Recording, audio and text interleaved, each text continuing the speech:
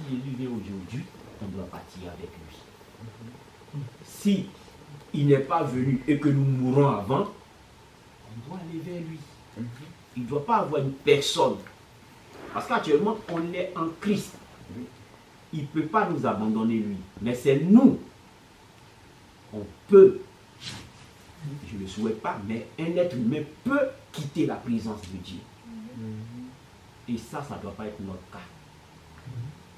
Parce qu'une chose est sûre, on va beau durer ici, personne ne va faire 200 ans encore. Si on va 200 ans en arrière, on va voir des visages qu'on n'a jamais vus. Oui. Si Dieu nous fait la grâce d'aller actuellement 200 ans en arrière, tu vas voir des visages que tu n'as jamais vus. Parce qu'il n'y a pas un de ces visages qui est là encore. De ça, tu fais, on est en 2025. On va 200 ans, ça fait 1800, non 1800 même. 1825. En 1825, vous êtes sûr que quelqu'un qui était là à ce moment, il est encore. Non. Vous voyez un peu. Vous dire, on est appelé à mourir. Où on va passer l'éternité. Voilà. Le temps est parti. On ne pourra pas tout, de toutes les manières, une seule journée, une semaine, on ne peut pas dire tout ce qui est. Mais retenons une chose, Jésus sauveur, parce qu'il a pris notre place à la croix. Il a pris ma place, il a pris ta place.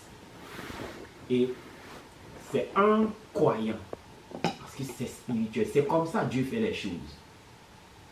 De la manière, quand tu prends ta clé, tu arrives, tu mets dans la porte, dans la serrure, tu tournes, ça ouvre. Si on met notre clé qui n'est pas compatible, ça ne va pas s'ouvrir. C'est la règle.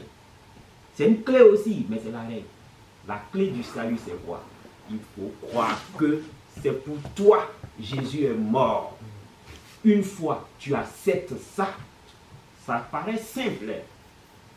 Ça paraît simple. Mais ce n'est pas simple. Parce que si c'était simple, tout le monde allait croire. Tu vas beau parler, d'autres ne comprendront pas. Mais en fait, l'esprit qui doit reconnaître son créateur, il est voilé. Il est mort. Et c'est pourquoi la Bible dit Christ nous donne la vie. On revient en vie parce que notre esprit revit.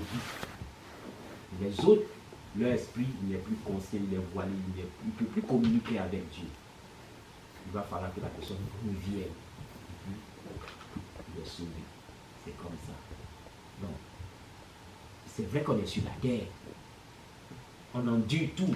On parle de taxes douanières où on subit tout. Vous voyez, les bourses montent, ça descend. Tout le monde, tout ça là, parce qu'on est sur la terre. C'est tout à fait normal. On va dire, si Dieu existe, pourquoi? Ça n'a rien à voir. Dieu, il est amour et il est patient. Sa patience, c'est que tous ceux qui sont incrédules ou qui font du mal reviennent. Parce que tant qu'ils sont en vie, il y a de l'espoir. Et tant que nous sommes en vie, nous avons de l'espoir.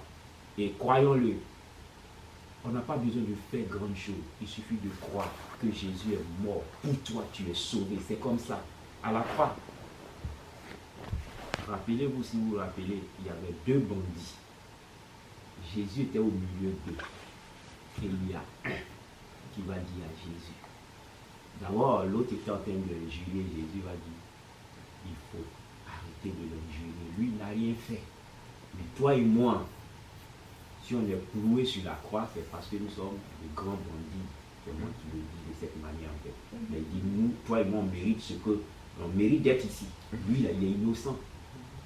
Il ne s'arrête pas là, il se tourne vers Jésus, il va dire, quand tu vas revenir dans ton règne, souviens-toi de moi. Il était en train de mourir. Les gens disaient, sauve-toi, tu vas sauver les deux bandits là. C'est-à-dire qu'il accepte de venir à la vie pour ne pas qu'on soit sauvé. C'est ce que ça veut dire. Il ne comprenait pas, mais c'est ce que ça voudrait dire.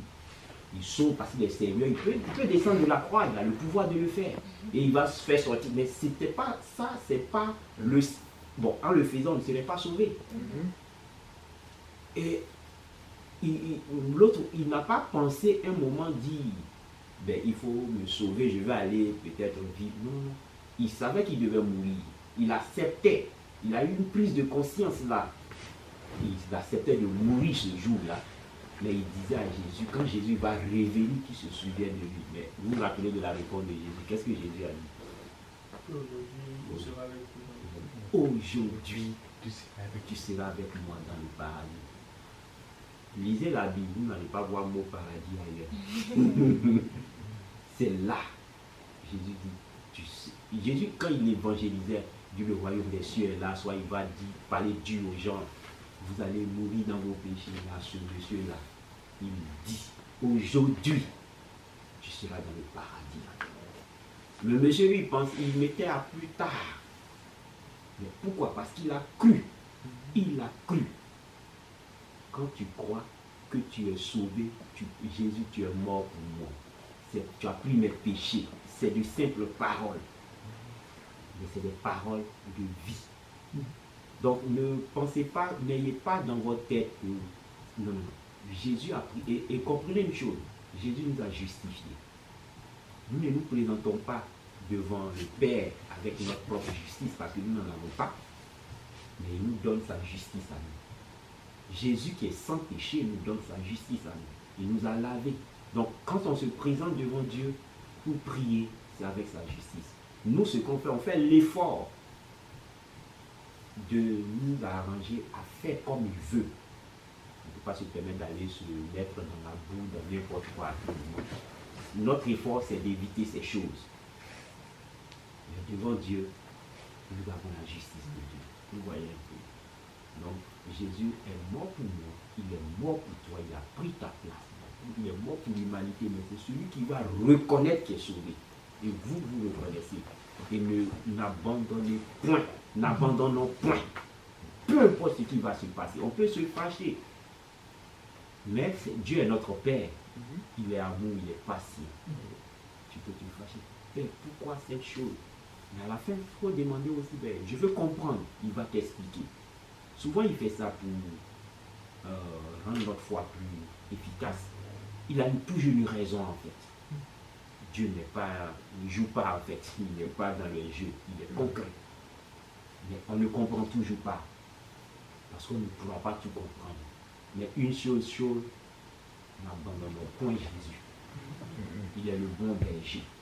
Il est la vie. Il est le chemin. C'est pas lui qu'on arrive à Dieu. Donc, il y a tellement d'attributs de l'Ancien Testament, Genèse jusqu'à Apocalypse, il y en a plein. On ne fera pas tout dire, donc on va s'arrêter sur ces deux-là. Et on va prier. Parce que quelqu'un a quelque chose à dire.